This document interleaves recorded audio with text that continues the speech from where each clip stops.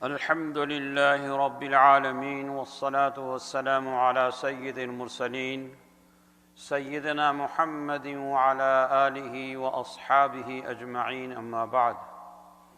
أعوذ بالله من الشيطان الرجيم بسم الله الرحمن الرحيم إذا جاء نصر الله والفتح ورأيت الناس يدخلون في دين الله أفواجا فسبح بحمد ربك واستغفره إنه كان توابا صدق اللہ العظیم۔ بزرگوں، دوستوں اور بھائیوں اور میری ماں اور بہنیں، ابھی میں نے آپ کے سامنے سورۃ النصر تلاوت کی ہے۔ یہ وہ سورت ہے جو ہم بکثرت نمازوں میں پڑھتے ہیں، تقریباً ہر مسلمان کو یاد ہوتی ہے۔ اس سورت کی خصوصیت یہ ہے کہ یہ قرآن کریم کی سب سے آخری سورت ہے جو مکمل نازل ہوئی۔ اس سورت کے بعد کوئی سورت مکمل نازل نہیں ہوئی۔ اس کے بعد کچھ آیات تو نازل ہوئی ہے مگر مکمل سورت کوئی نازل نہیں ہوئی ہے۔ کچھ آیات اس کے بعد دوسری سورتوں کی نازل ہوئی ہے، جیسے سورہ مائدہ کی آیت الیوم اکملت لکم دینکم واتممت علیکم نعمتی ورضیت لکم الاسلام دینا۔ اسی طرح سورہ بقرہ کی آیت واتقوا یوما ترجعون فیہ الی اللہ، یہ بھی اس سورت کے بعد نازل ہوئی، لیکن مکمل سورت جو سب سے آخر میں نازل ہوئی وہ یہی سورت ہے۔ اس کے بعد کوئی مکمل سورت نازل نہیں ہوئی۔ یہ اس سورت کی ایک اہم خصوصیت ہے۔ اس سورت میں ایک عظیم بشارت بھی ہے اور بہت بڑا سبق بھی ہے۔ پہلے اس سورت کا ترجمہ سمجھ لیں۔ اس صورت میں اللہ جل شانہ حضور اقدس صلی اللہ علیہ وسلم سے خطاب کر کے فرما رہے ہیں اذا جاء نصر اللہ والفتح، جب اللہ کی مدد آ جائے اور فتح حاصل ہو جائے، وَرَأَيْتَ النَّاسَ يَدْخُلُونَ فِي دِينِ اللَّهِ أَفْوَاجًا، اور آپ دیکھیں کہ لوگ اللہ کے دین میں فوج در فوج، گروہ در گروہ داخل ہو رہے ہیں۔ فَسَبِّحْ بِحَمْدِ رَبِّكَ وَاسْتَغْفِرْهُ، تو پھر آپ اپنے پروردگار کی تسبیح اور حمد کیجئے اور اسی سے استغفار کیجئے۔ اِنَّهُ كَانَ تَوَّابًا، یقیناً اللہ تعالیٰ بہت توبہ قبول کرنے والا ہے اور بڑا معاف کرنے والا ہے۔ یہ ہے اس سورت کا ترجمہ۔ جیسا کہ میں نے عرض کیا کہ یہ آخری سورت ہے جو حضور اقدس صلی اللہ علیہ وسلم پر مکمل نازل ہوئی۔ اس کے بعد 2 سال تک آپ دنیا میں تشریف فرما رہے ہیں، اور زیادہ صحیح یہ ہے کہ یہ سورت غزوہ خیبر کے بعد نازل ہوئی۔ غزوہ خیبر سن 7 ہجری میں یہودیوں کے ساتھ پیش آیا تھا، جس میں اللہ تعالیٰ نے مسلمانوں کو فتح عطا فرمائی تھی، اور خیبر جو یہودیوں کا علاقہ تھا جہاں سے وہ مسلمانوں کے خلاف سازشیں کیا کرتے تھے، وہ علاقہ حضور اقدس صلی اللہ علیہ وسلم کے ہاتھوں فتح ہو گیا تھا۔ اس کے بعد یہ سورۃ النصر نازل ہوئی۔ اس صورت میں پیشین گوئی بھی فرمائی گئی کہ اللہ تعالیٰ کی مدد آنے والی ہے اور فتح ہونے والی ہے، اور فتح سے اشارہ مکہ مکرمہ کے فتح ہونے پر تھا۔ وہ مکہ مکرمہ جہاں مسلمانوں پر زمین تنگ کی جا رہی تھی اور ان پر تشدد اور ظلم کا بازار گرم کیا جا رہا تھا۔ کوئی شخص کلمہ توحید پڑھتا تو اسے تپتی ہوئی ریت پر لٹایا جاتا تھا، اور اس کے سینے پر پتھر کی سیلیں رکھ دی جاتی تھی اور اس کو کوڑے مارے جاتے تھے۔ وہ مکہ مکرمہ اب آپ کے ہاتھوں فتح ہونے والا ہے، اور اس کے بعد آپ دیکھیں گے کہ لوگ اللہ کے دین میں فوج در فوج داخل ہو رہے ہیں، گروہ کے گروہ جماعتیں بنا پر اور وفد بنا کر آپ کی خدمت میں آئیں گے اور اسلام قبول کریں گے۔ چنانچہ ایسا ہی ہوا۔ اللہ تعالیٰ نے مکہ مکرمہ حضور اقدس صلی اللہ علیہ وسلم کے ہاتھوں اس طرح فتح فرمایا کہ خون بھی نہیں بہا اور مکہ مکرمہ فتح ہو گیا۔ اور اس کے بعد سارے جزیرۃ العرب کے مختلف قبیلے فوج در فوج حضور اقدس صلی اللہ علیہ وسلم کے دین میں داخل ہونے لگے، کیونکہ قبائل عرب بہت بڑی تعداد وہ تھی جن کو رسول اللہ صلی اللہ علیہ وسلم کے معجزات کا پتہ چل گیا تھا، اور ان کے دل میں بڑی حد تک اسلام کی حقانیت گھر کر چکی تھی، لیکن وہ اسلام لانے سے اس لیے ڈرتے تھے کہ مکہ مکرمہ کے سردار اور قریش جو سارے عرب کے پیشوا سمجھے جاتے تھے اور سارا عرب ان کی طرف دیکھتا تھا، ان کو یہ ڈر تھا کہ کہیں ایسا نہ ہو کہ اگر ہم اسلام میں داخل ہو جائیں تو قریش کے لوگ ہم سے ناراض ہو جائیں اور اس کے نتیجے میں وہاں کے بڑے بڑے سردار ہم سے خفا ہو جائے۔ اس لیے وہ انتظار میں بیٹھے تھے کہ مکہ کے قریش اور سرداروں کا آخری انجام کیا ہوتا ہے۔ جب مکہ مکرمہ فتح ہو گیا اور اللہ تعالیٰ نے حضور اقدس صلی اللہ علیہ وسلم کو غلبہ عطا فرمایا، اور سب سے پہلا کام مسجد حرام میں داخل ہونے کے بعد آپ نے یہ کیا کہ حضرت بلال رضی اللہ تعالیٰ عنہ کو بیت اللہ کی چھت پر کھڑے ہو کر اذان دینے کا حکم دیا۔ چنانچہ بلال رضی اللہ تعالیٰ عنہ نے اذان دی اور پورے مکہ مکرمہ میں حضرت بلال رضی اللہ تعالیٰ عنہ کی اذان گونجی۔ آپ نے انتقام لینے کے بجائے، بدلہ لینے کے بجائے اور لوگوں کا خون بہانے کے بجائے یہ اعلان کر دیا کہ جو شخص مسجد حرام میں داخل ہو جائے گا اسے امن ہے، جو اپنے گھر کا دروازہ بند کر لے گا اسے امن ہے، جو ہتھیار ڈال دے گا اسے امن ہے، جو ابو سفیان کے گھر میں داخل ہو جائے گا اسے امن ہے۔ معافی کا عام اعلان کر دیا۔ وہ بڑے بڑے سرداران مکہ جنہوں نے حضور اقدس صلی اللہ علیہ وسلم کو قتل کرنے کی اور آپ کو گرفتار کرنے کی سازشیں تیار کی تھی، جنہوں نے مسلمانوں پر عرصہ حیات تنگ کر دیا تھا، جینا تنگ کر دیا تھا، وہ جب اس دن حضور اقدس صلی اللہ علیہ وسلم کے سامنے آئے تو آپ نے فرمایا لا تثریب علیکم اليوم انتم الطلقاء،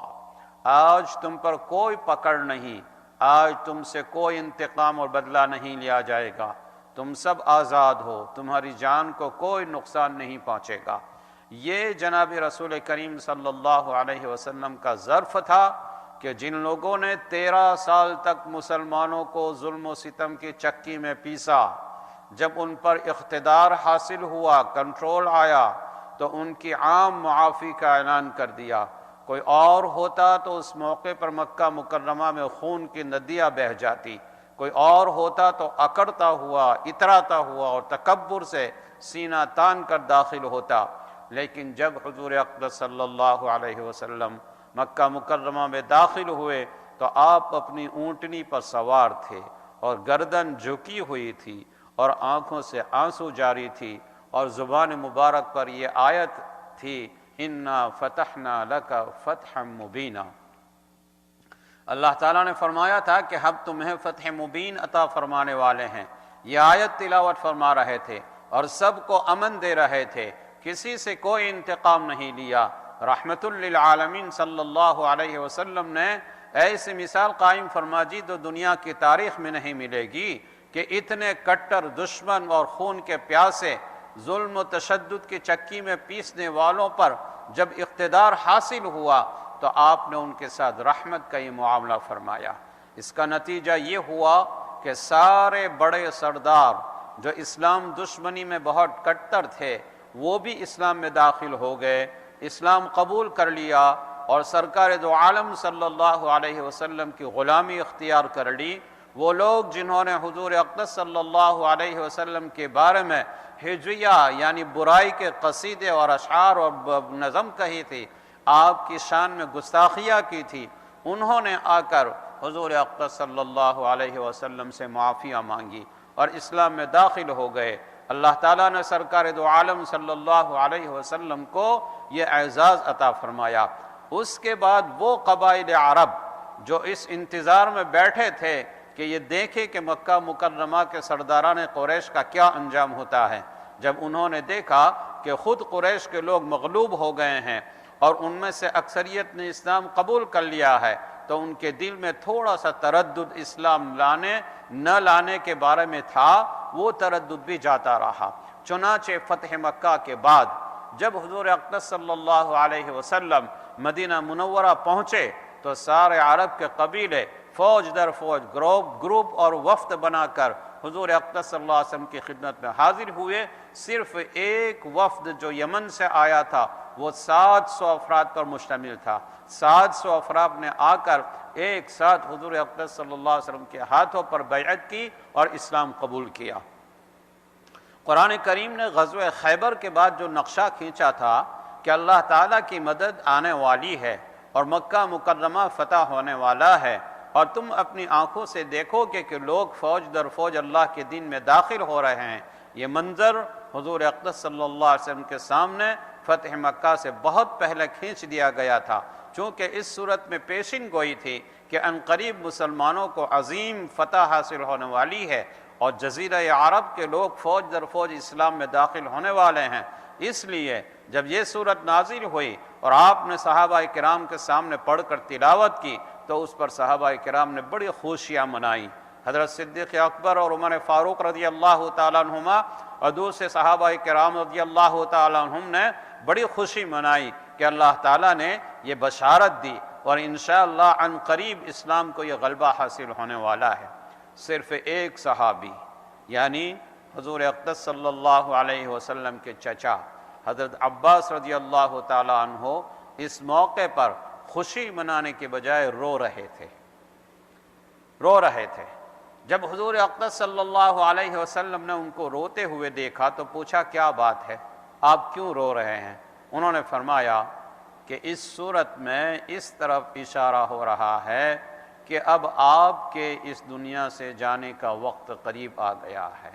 اس لیے کہ آپ کو اللہ تعالیٰ نے دنیا میں اس لیے بھیجا تھا تاکہ مسلمانوں کو غلبہ حاصل ہو جائے، اسلام کو غلبہ حاصل ہو جائے اور اسلام پھیل جائے، اور اللہ تعالیٰ نے اس صورت میں فرما دیا کہ عنقریب وہ وقت آنے والا ہے، یعنی آپ کے دنیا میں تشریف لانے کا مقصد پورا ہونے والا ہے، اور جب آپ کے دنیا میں تشریف لانے کا مقصد پورا ہو جائے گا تو یقیناً اس کے بعد اللہ تعالیٰ آپ کو زیادہ عرصے تک اپنے سے دور نہیں رکھیں گے اور آپ کو اپنے پاس بلا لیں گے۔ اسی وجہ سے آپ کو حمد اور تسبیح اور استغفار کی تلقین کی گئی ہے اس صورت میں کہ آپ اللہ کی تعریف کیجئے، تسبیح بیان کیجئے اور استغفار کیجئے۔ اس سے معلوم ہو رہا ہے کہ آپ کے دنیا سے تشریف لے جانے کا وقت قریب آ رہا ہے۔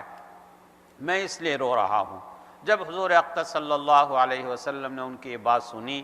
تو آپ نے فرمایا ہاں تم ٹھیک کہتے ہو، اس صورت میں واقعتاً یہ اشارہ موجود ہے کہ وہ وقت قریب آ رہا ہے جب میں دنیا سے چلا جاؤں گا، کیونکہ آنے کا مقصد پورا ہو گیا، اسلام پھیل گیا اور اس کی نشر و اشاعت ہو چکی، پورا جزیرہ عرب اسلام کی زیر نگیں آ گیا ہے، یہ میرے مقصد کی تکمیل ہو رہی ہے، لہذا اس میں اشارہ ہے کہ میں جلد ہی دنیا سے رخصت ہونے والا ہوں۔ بعد میں حضرت فاروق اعظم اور عبداللہ ابن عباس رضی اللہ تعالیٰ عنہما نے یہ بات فرمائی اور حضور اقدس صلی اللہ علیہ وسلم نے ان کی تصدیق فرمائی۔ اس کے بعد آپ کو حکم دیا گیا کہ فَسَبِّحْ بِحَمْدِ رَبِّكَ وَاسْتَغْفِرْهُ،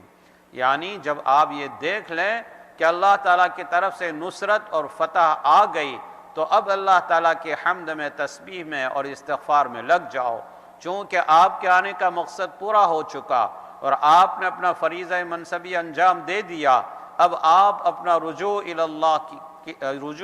کی طرف کرو، تسبیح کرو، حمد کرو اور استغفار کرو۔ چنانچہ حضرت عائشہ رضی اللہ تعالیٰ عنہ فرماتی ہیں کہ اس سورت کے نازل ہونے کے بعد حضور اقدس صلی اللہ علیہ وسلم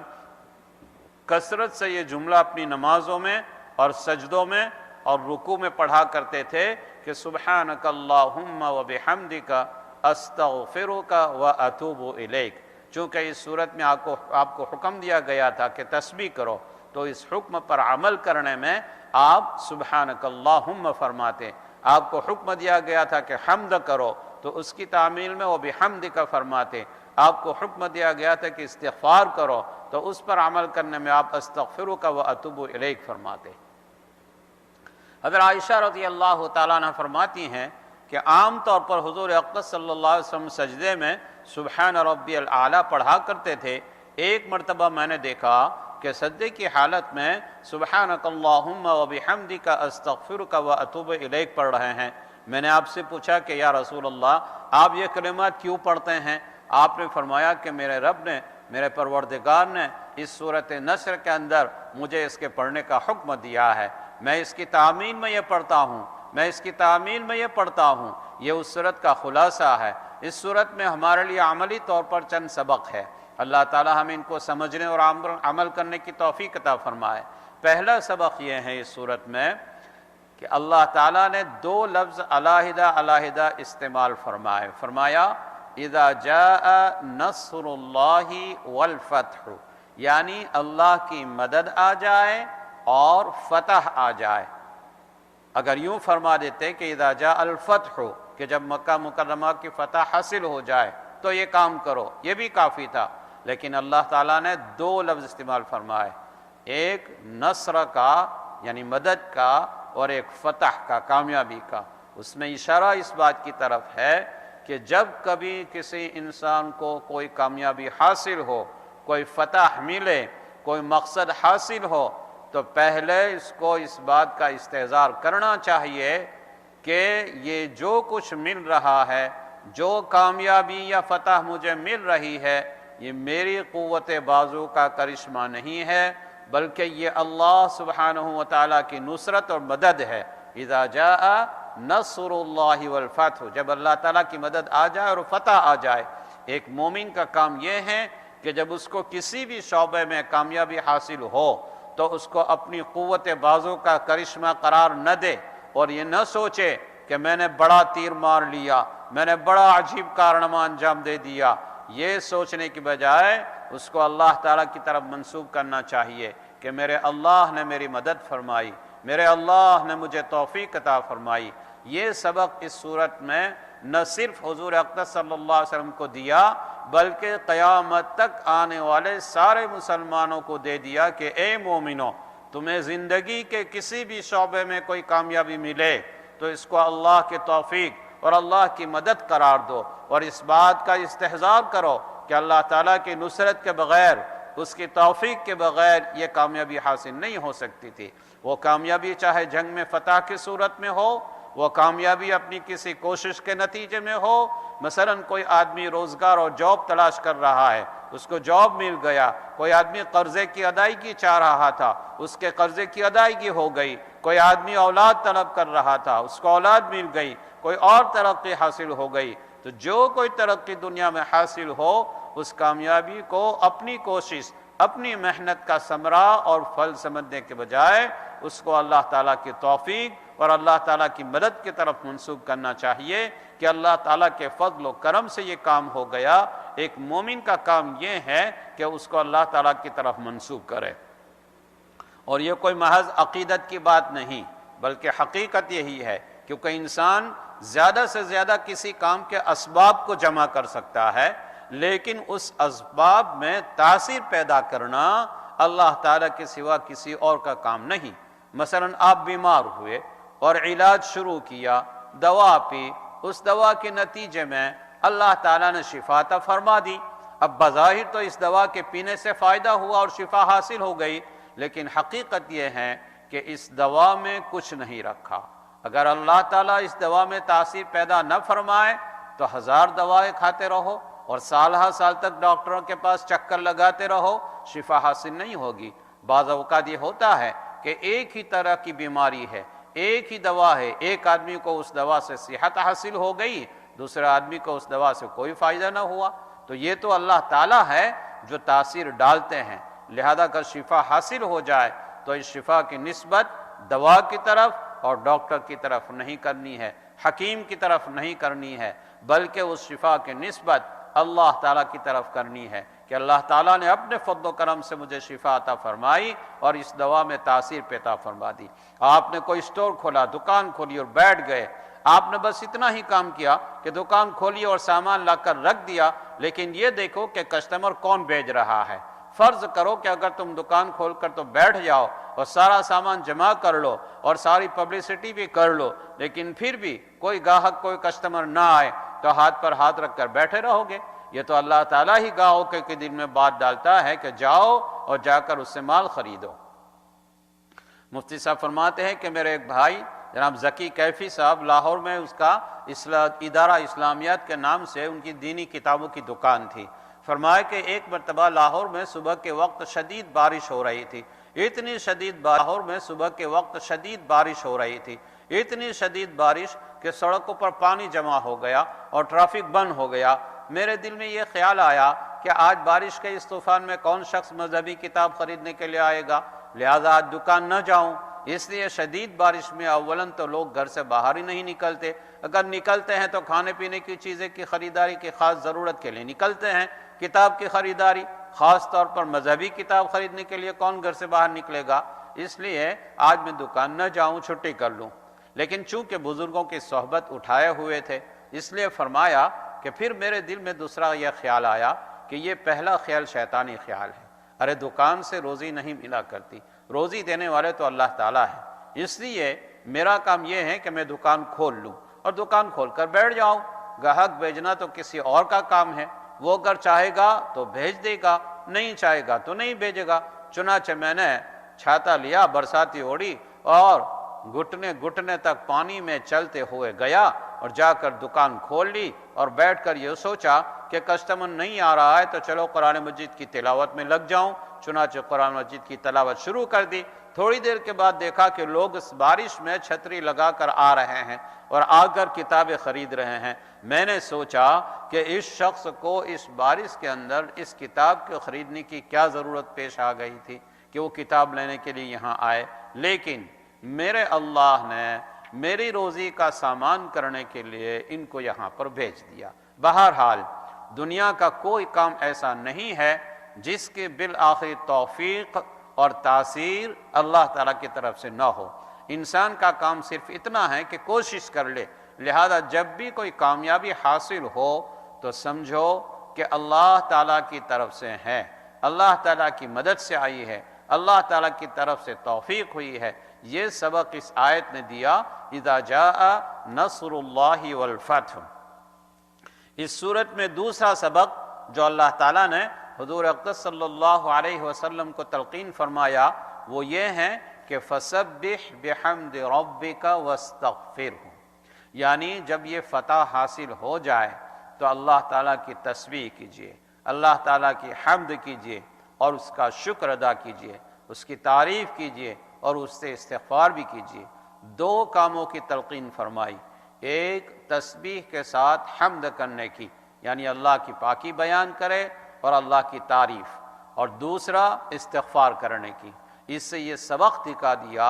کہ جب بھی انسان کو اپنی زندگی میں کوئی کامیابی حاصل ہو تو اس کا کام یہ ہے کہ وہ اپنی قوت بازو پر اترانے کے بجائے اللہ تعالیٰ کے حمد میں مشغول ہو کہ یا اللہ آپ کا شکر ہے کہ آپ نے اپنے فضل و کرم سے یہ کامیابی عطا فرمائی۔ لہذا دنیا میں جو کوئی فائدہ حاصل ہو یا کوئی نعمت حاصل ہو یا راحت ملے یا کوئی خوشی اور مسرت حاصل ہو، ہر موقع پر تلقین یہ ہے کہ اللہ تعالیٰ کی حمد کرو اور اللہ تعالیٰ کا شکر ادا کرو، اس لیے کہ اس کے ذریعے اس بات کا اعتراف ہوگا کہ یہ جو کچھ ہوا وہ اللہ جل جلالہ کی توفیق سے ہوا۔ یہ شکر ایسی چیز ہے جو انسان کے دل سے تکبر کی جڑ کاٹ دیتی ہے۔ جو آدمی براہ راست اپنی قوت پر اور اپنی کوشش پر بھروسہ کرتا ہے، وہ آدمی کامیابی کے حاصل ہونے کے بعد موقع پر تن جاتا ہے، اکڑ جاتا ہے،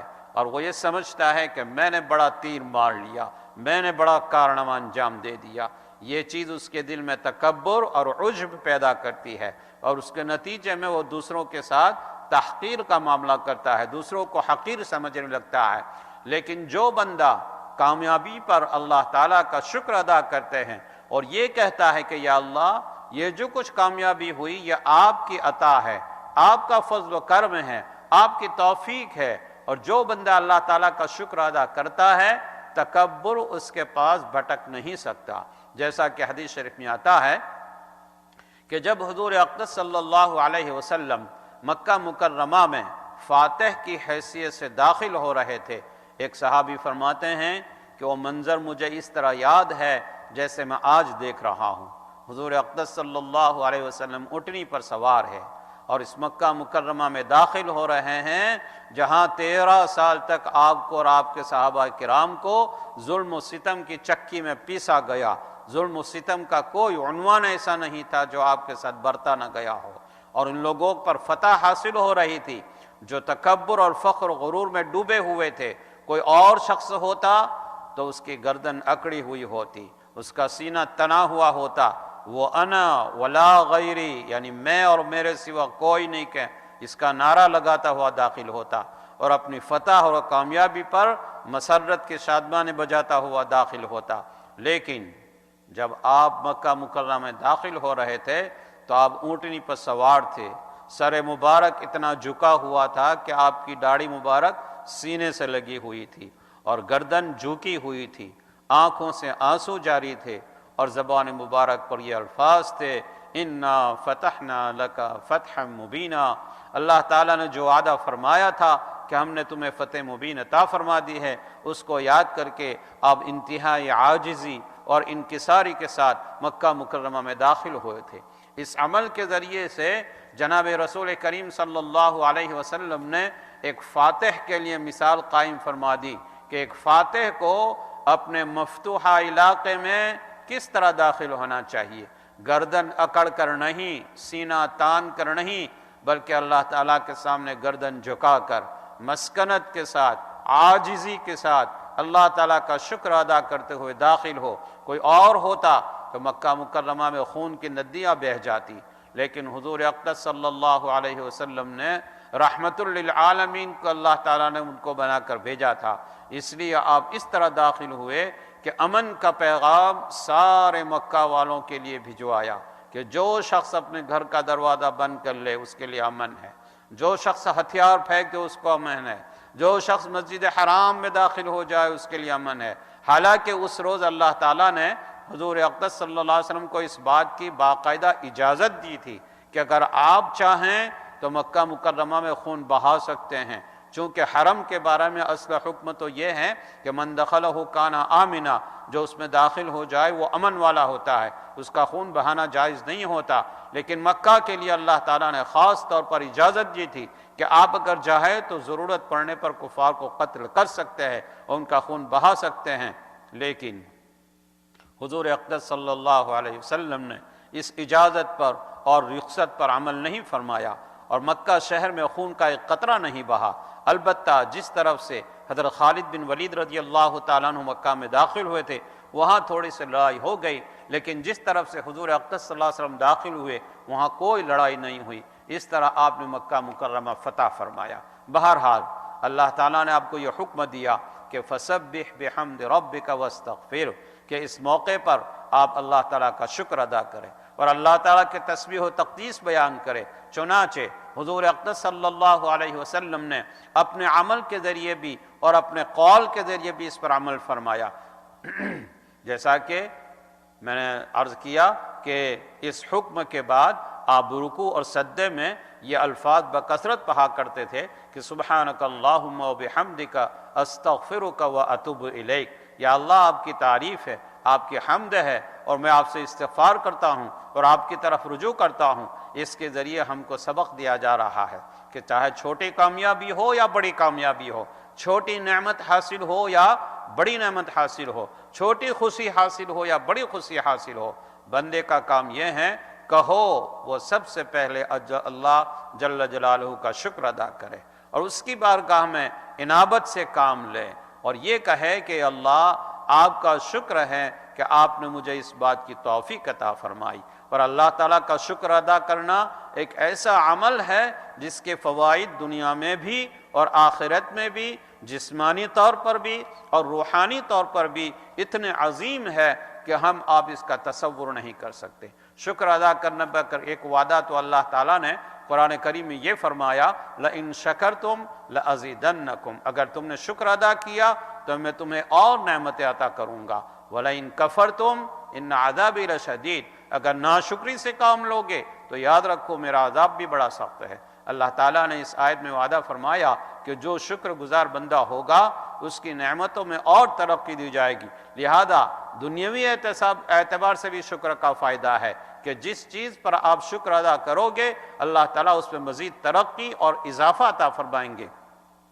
مثلا صحت کا شکر ادا کرو اللہ تعالیٰ اور صحت عطا فرمائیں گے، مال پر شکر ادا کرو اللہ تعالیٰ اور زیادہ مال عطا فرمائیں گے، اولاد پر شکر ادا کرو اللہ تعالیٰ اور عطا فرمائیں گے۔ غرض جس نعمت پر بھی شکر ادا کیا جائے تو دنیا کے اندر بھی اس نعمت میں اضافہ فرماتے ہیں۔ یہ اللہ تعالیٰ کا وعدہ ہے، یہ تو دنیا کا فائدہ ہے، اور شکر ادا کرنے پر آخرت کا فائدہ یہ ہے کہ اللہ تعالیٰ کے شکر گزار بندے کے لیے جنت رکھی ہے، اور اس کے نتیجے میں انسان کو شیطان سے محفوظ فرما دیتے ہیں، کیونکہ اگر شکر ادا نہیں کرے گا تو تکبر کا شکار ہو جائے گا، خود پسندی کا شکار ہو جائے گا، اور یہ تکبر بے شمار بیماریوں کی جڑ ہے۔ اس لیے اللہ تعالیٰ نے شکر کا نسخہ عطا فرمایا جو تکبر کی جڑ کاٹ دیتا ہے۔ حکیم الامت حضرت مولانا اشرف علی تھانوی رحمۃ اللہ علیہ نے بڑی عجیب بات ارشاد فرمائی ہے کہ جس وقت اللہ تعالیٰ شیطان کو جنت سے نکال رہے تھے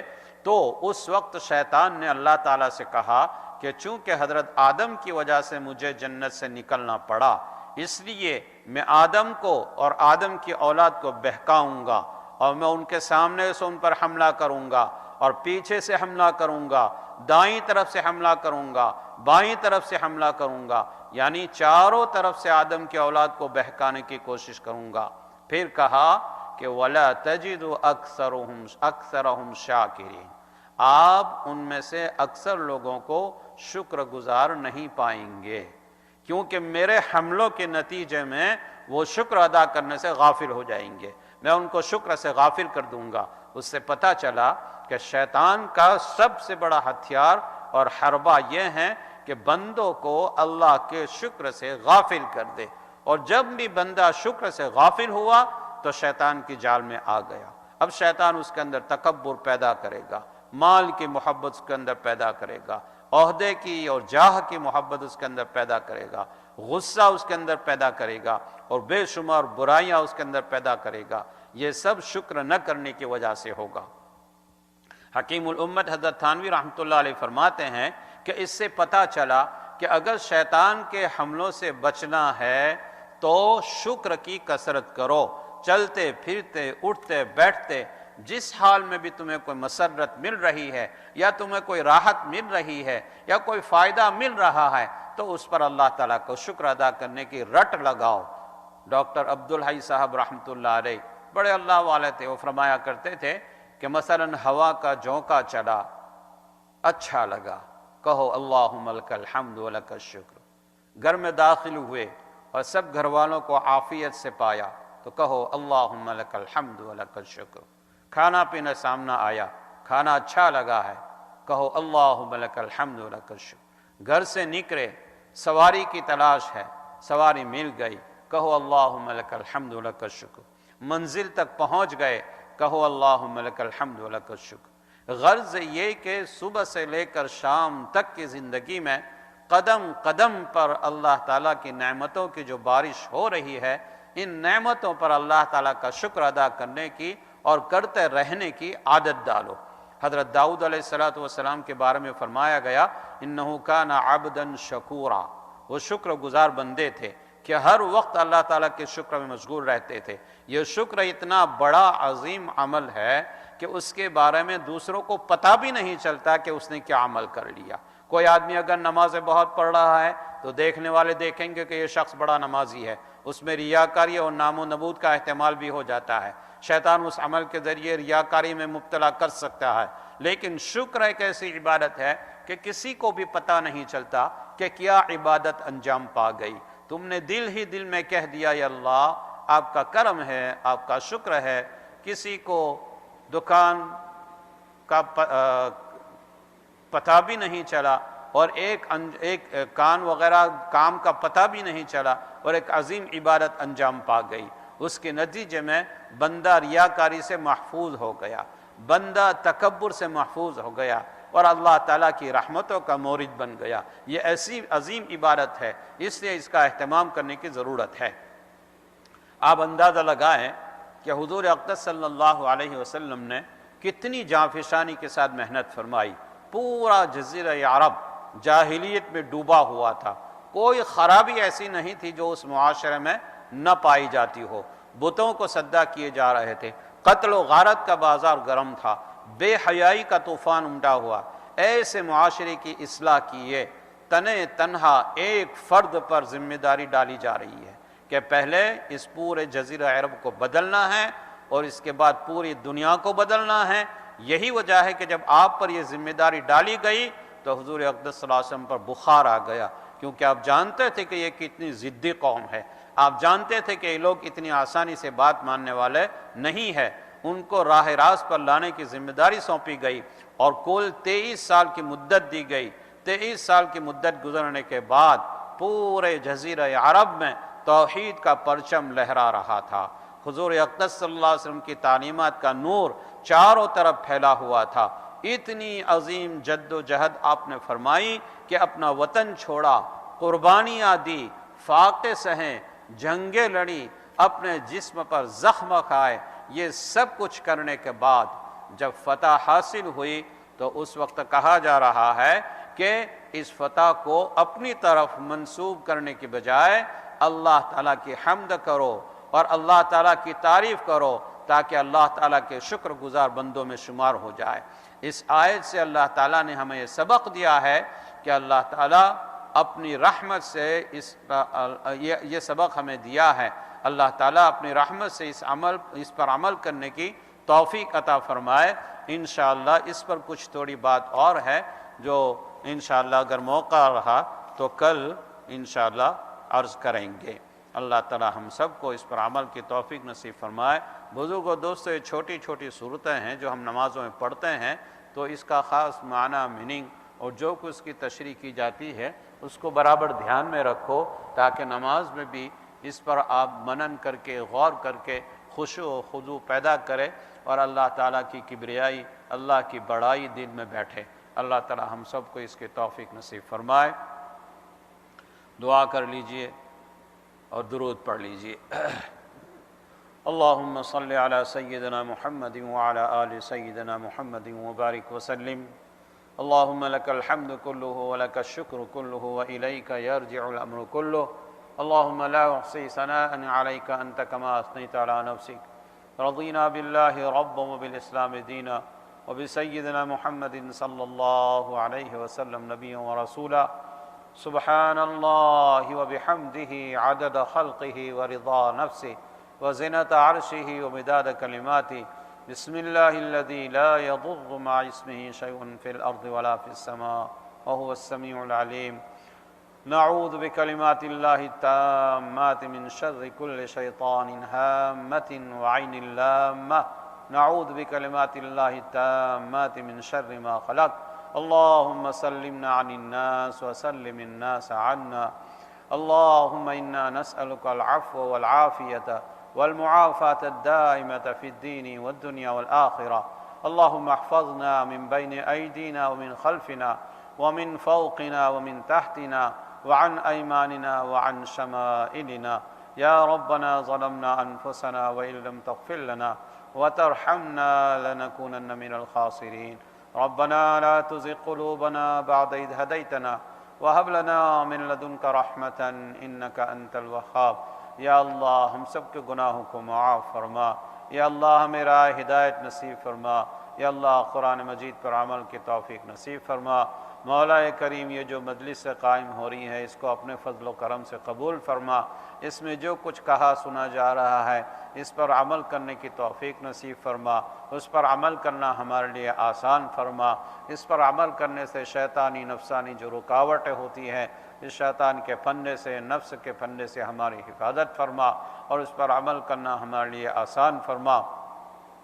مولا کریم جو کچھ لوگ قرآن مجید کی تلاوت کر رہے ہیں، حدیثوں کی تلاوت کر رہے ہیں، اچھے کام و نیک اعمال کر رہے ہیں، سخاوت کر رہے ہیں، یا اللہ آپ کے راستے میں آپ نے آپ کے بھوکے بندے کو کھلا رہے ہیں، یا اللہ جو کچھ غریبوں کی مدد کر رہے ہیں ان سب کی سخاوت کے طفیل سے، سب کے نیک اعمال کے طفیل سے ہم پر جو پریشانی آئی ہے ان پریشانی کو آپ دور فرما دیجئے، یا اللہ اس وبا کو آپ ختم فرما دیجئے، اس وائرس کو آپ ختم فرما دیجئے، جو بیمار ہے مولا ان کو شفائے کاملہ عاجلہ دائمہ مستمرہ نصیب فرمائیے، اور جو صحت مند ہے جو تندرستی کے ساتھ ہے ان کی صحت کو تندرستی کو برقرار رکھیے، ان کی صحت میں تندرستی میں اور اضافہ فرمائیے اور ساری بیماریوں سے ان کی حفاظت فرمائیے، یا اللہ ہماری حفاظت فرمائیے، ہمارے آل اولاد کی حفاظت فرمائیے، ہمارے سارے گھر والوں کی حفاظت فرمائیے،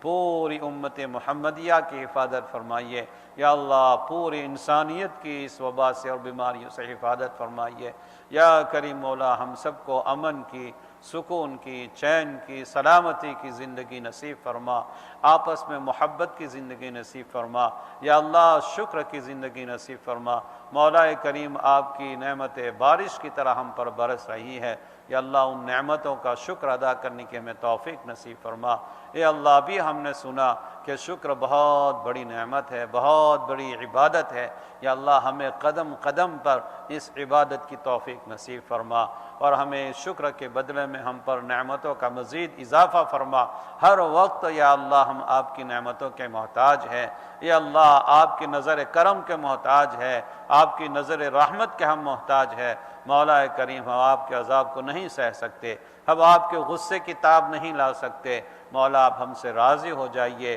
ہم پر غصہ نہ فرمائے، ہم پر غضب نہ فرمائے، ہم سے راضی ہو جائے اور راضی ہو کر جو تکلیفیں ہمیں دنیا میں بھی آ رہی ہے ان سب تکلیفوں کا آپ دور فرما دیجئے، اور یا اللہ اس سے بڑی تکلیف جو بڑا عذاب جو آخرت میں ہے ان سب سے بھی ہماری حفاظت فرمائیے اور وہاں کی نعمتوں سے بھی ہم سب کو مالا مال فرمائیے، مولا کریم جتنی زندگی جس کی بھی باقی ہے نیک اعمال کے ساتھ گزارنے کی توفیق و سعادت نصیب فرما، یا اللہ ہدایت نصیب فرما، اے اللہ راہ راست کی ہدایت نصیب فرما، صراط مستقیم نصیب فرما، ہم کو ہماری اولاد کو گھر والوں کو، اے اللہ پوری امت محمدیہ کو صراط مستقیم نصیب فرما، یا اللہ جو اسلام کی نعمت سے اور ایمان کی نعمت سے محروم ہے مولا ان کو اسلام و ایمان کی نعمت نصیب فرما، ان کو اسلام و ایمان کی نعمتیں نصیب فرما، اور سب کو یا اللہ اپنے عذاب سے بچا لیجئے، یا اللہ ہم سب آپ کی مخلوق ہے، آپ کے پیدا کیے ہوئے ہیں، آپ کے بنائے ہوئے ہیں، یا اللہ آپ کی ذات سے یہی امید ہے کہ ہم جیسے دنیا میں ہمارے ساتھ آپ نے یا اللہ خیر کا معاملہ فرمایا ہے، نعمتوں کا معاملہ فرمایا ہے، اسی طرح آپ ہمیں دنیا کے بعد آخرت میں بھی ہمارے ساتھ اس سے مزید خیر کا اور نعمتوں کا معاملہ فرمائیں گے، یا اللہ ہم اس کے قابل نہیں ہیں لیکن آپ کی رحمت سے ہم سوال کرتے ہیں، آپ کی ذات کریمی سے ہم سوال کرتے ہیں، مولا ہمیں نصیب فرمائیے گا، یا اللہ ہمیں نصیب فرمائیے گا، یا اللہ رسول پاک صلی اللہ علیہ وسلم کو ہم سب امتیوں کی طرف سے بہترین بدلہ نصیب فرمائیے، آپ کو مقام محمود نصیب فرمائیے اور آپ کی شفاعت کبریٰ ہمیں نصیب فرمائیے، یا اللہ آپ کے دست مبارک سے ہمیں جام کوثر بھی نصیب فرمائیے، یا اللہ دنیا میں ان کی سنتوں پر عمل کے ہمیں توفیق نصیب فرمائیے، ہماری روزیوں میں خوب برکت نصیب فرمائیے، یا اللہ ایسی دولت نصیب فرمائیے جو آپ کی اطاعت کی طرف ہمیں ابھارے، آپ کی شکر کی طرف ہمیں ابھارے، یا اللہ آپ کی ناشکری سے اور آپ کی بغاوت سے ہماری حفاظت فرمائیے، یا اللہ ہمیں اسلام کا نمائندہ بن کر دنیا میں رہنے کی توفیق نصیب فرما، یا اللہ ہم کو دیکھ کر دوسرے لوگ بھی ایمان میں داخل ہو ایسی ہماری سعادت نصیب فرما، یا کریم مولا بد اخلاقیوں سے، بدکاریوں سے، برے کاموں سے ہماری حفاظت فرما، یا اللہ بے حیائی کے کاموں سے ہماری حفاظت فرما، یا اللہ ہمارے نوجوان لڑکوں کو لڑکیوں کے بھی بے حیائی سے اور بدکاریوں سے محفوظ فرما، یا اللہ ان کے دلوں میں اسلام کی محبت پیدا فرما، اسلام کے اعمال کی محبت پیدا فرما، آپ کے نبی کی سنتوں کی محبت پیدا فرما، قرآن کی تلاوت کی سب کو توفیق نصیب فرما۔ اے کریم مولا، جب تک زندگی ہے نیک اعمال کے ساتھ یا اللہ صاف ستھری زندگی نصیب فرما، اور جب آپ بلائیں تو مولا اس حال میں بلائیے کہ آپ ہم سے راضی ہو اور ہمیں بھی راضی فرما دیجئے، اور اچانک کی موت سے ہماری حفاظت فرمائیے، بری موت سے ہماری حفاظت فرمائیے، ایمان اور اسلام کی موت ہمیں نصیب فرمائیے، ہمارے دل و دماغ میں اور ہماری زبان سے تیرا کلمہ توحید لا الہ الا اللہ محمد الرسول اللہ جاری ہو، اور یا اللہ جب ہماری روح نکل رہی ہو تو جنت سے فرشتے ہمارا کفن لے کر ہمارا انتظار کرتے ہو، ایسی ہمیں سعادت نصیب فرمائیو، ہماری دعاؤں کو نبی پاک صلی اللہ علیہ وسلم کے صدقے طفیل میں اپنی بارگاہ میں قبول فرمائیو۔ ربنا تقبل منا انك انت السميع العليم وتب علينا انك انت التواب الرحيم، وصلى الله تعالى على خير خلقه سيدنا محمد وآله واصحابه اجمعين برحمتك يا ارحم الراحمين۔